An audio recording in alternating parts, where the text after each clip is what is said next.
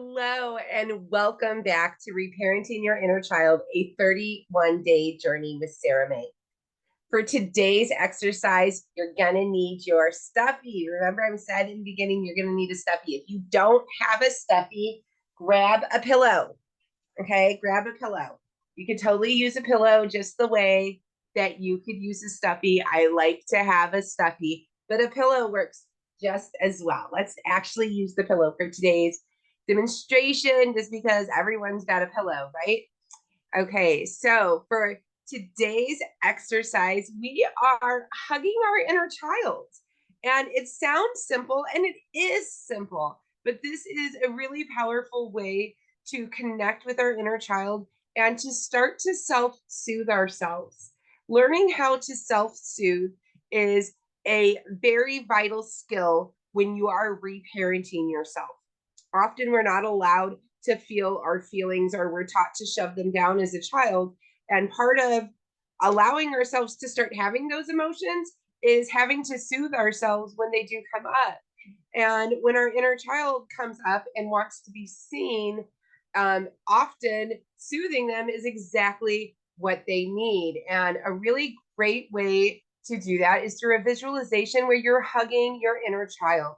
So let's do that together now. Grab your pillow, grab your stuffy, right? And we're going to start by wrapping our arms around it and visualizing ourselves hugging and holding our inner child, okay? And whatever works for you, I find rocking extremely comforting. So I'm going to be rocking during this demonstration. I hope that's not distracting for you.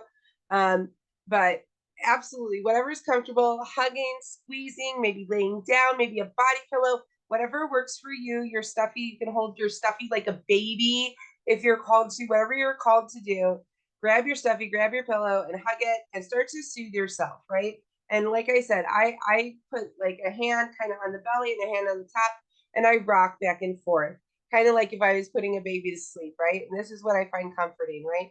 And then when we do this, we're going to visualize ourselves hugging our inner child, and we're going to start saying things that we wish we heard as a child, right?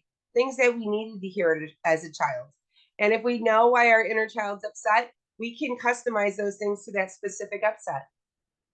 So you're going to want to start by telling your inner child what happened wasn't their fault. Let them know that they were a child and they're not responsible for what happened to them, right? It's okay. You're not responsible for what happened to you. You were just a child. You were just a child. You're just a child. It's okay. It's not your fault. Let them know that their feelings are valid and they're allowed to feel what they are feeling, right? Yes, it's totally understandable that you're sad. It's okay, right? Let them know.